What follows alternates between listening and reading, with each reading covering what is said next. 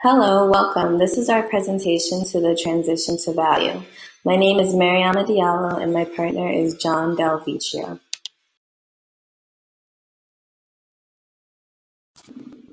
Transition to value is a major healthcare market trend in the coming years. Health plans that understand consumers' wants and needs and are able to activate the right behaviors in the right consumers at the right time will prevail and grow in the redefined consumer-centric healthcare marketplace. Deep understanding of market-specific consumer price sensitivity and preferences is related to convenience and access will convey competitive advantages for both health plans and health systems in the near future. The authors describe the significance of studying this issue by looking through the consumer's eyes. If health plans and providers truly are interested in improving value, they will consider the ideal scenario for care delivery and insurance coverage from a consumer's perspective and collaborate, align incentives, and create transparency within a local market to implement those scenarios.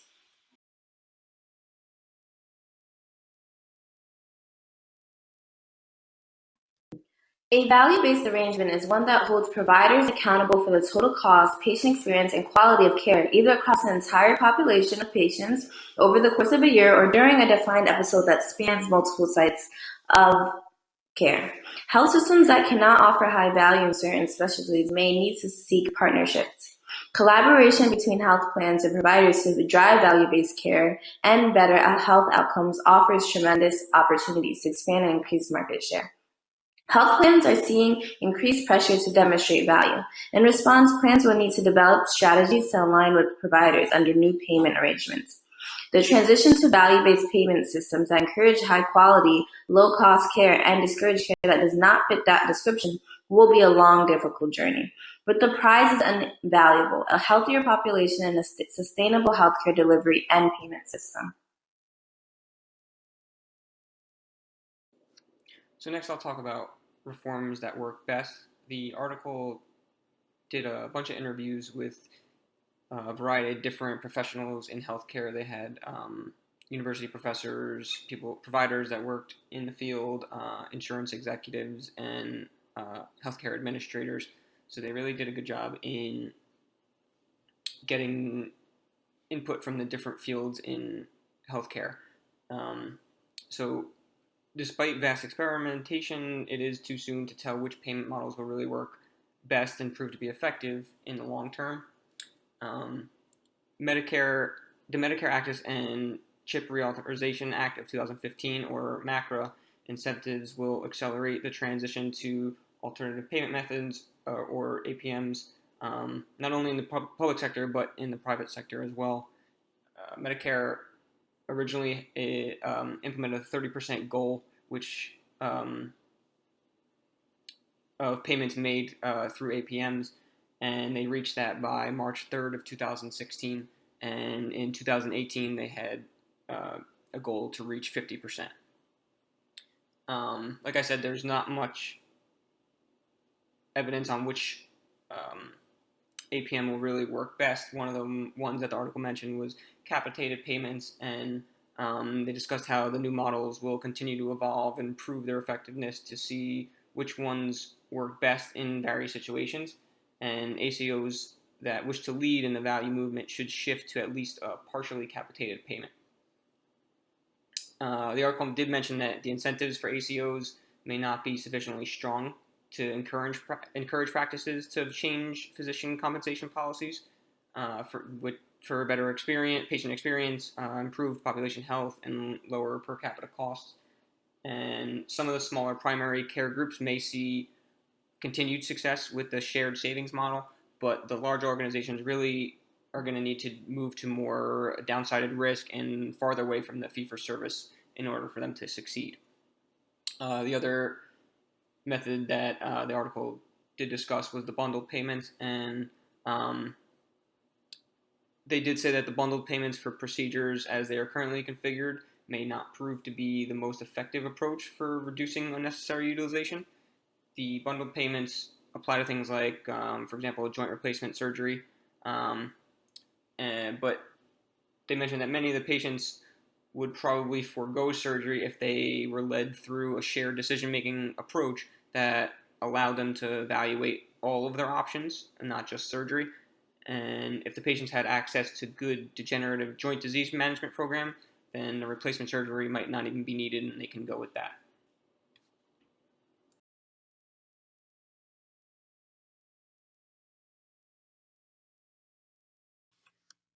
Now talking about value via consolidation, the notion that their strength in size and volume will continue to fuel healthcare provider consolidation. So we've seen in healthcare over the past few years or so that a lot of the providers and health systems are merging, and that will continue into the future. Uh, Pharmacy benefit managers, pharmaceutical companies, and wholesalers have already consolidated. The top 3 pharmacy benefit management firms have nearly 80% of market share, and the top 5 health plans control 60% of the insurance market. So all aspects of healthcare are already doing it, have either already done this or are in the process of doing this. Health systems and providers cannot afford investments in technology and infrastructure, which will lead to the need for consolidation in order to afford these types of things. Consolidation may create value for organizations, but benefits may not extend to consumers. So one of the interviews they did for the article was Limor Daphne. She is a professor of strategy and director of the Health Enterprise Management at Kellogg School of Management at Northwestern University. And in her interview, she said that the examples of mergers that have documented measurably better outcomes or lower costs are hard to come by. So they may provide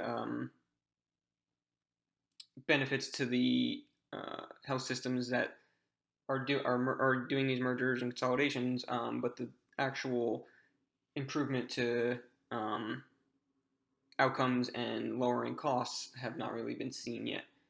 And this is also the assessment holds for insurance mergers as well. Insurance premiums seem to go up when fewer insurers are competing in a given market.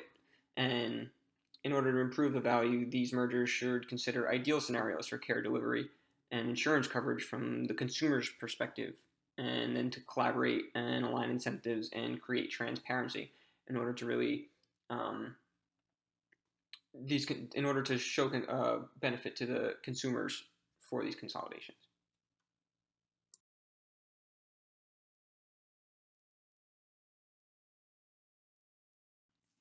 Some questions for the future we have are what will happen to hospitals in the future? One of the individuals interviewed for the article had a quote in the article that said, while hospitals will still have emergency rooms and operating rooms and ICUs, the rest of the hospital will ultimately be proven unnecessary and, in fact, far more expensive than having people monitored in the comfort and safety of their own home. So with all these changes in technology and everything like that, what will happen to hospitals in the future, and what can you do as administrators to prepare for something like this? The second question that we came up with was, how does consolidation increase the value to healthcare purchasers?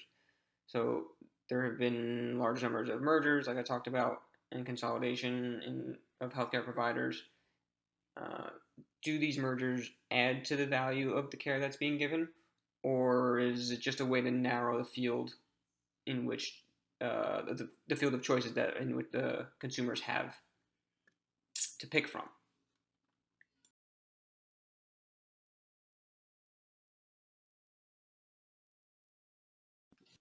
I've attached 2 videos for you to watch that describes the transition to value.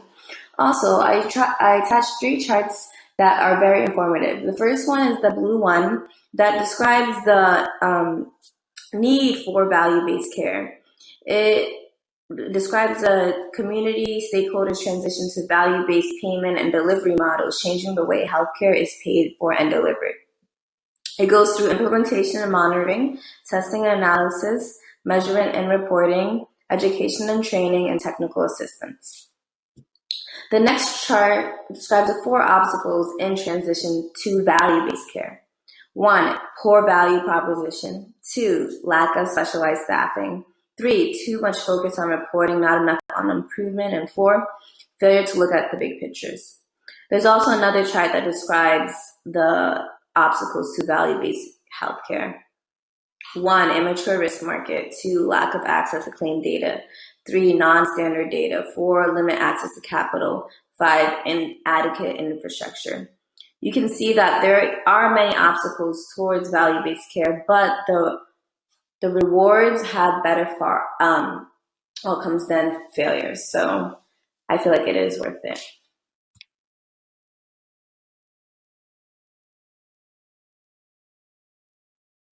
I attached a list of references for the videos and the charts that were included in the last slide. Most of the data that was in this presentation is from HFMA, the article that we did read. I thank you for watching our transition to value, and I hope that you like it. Thank you.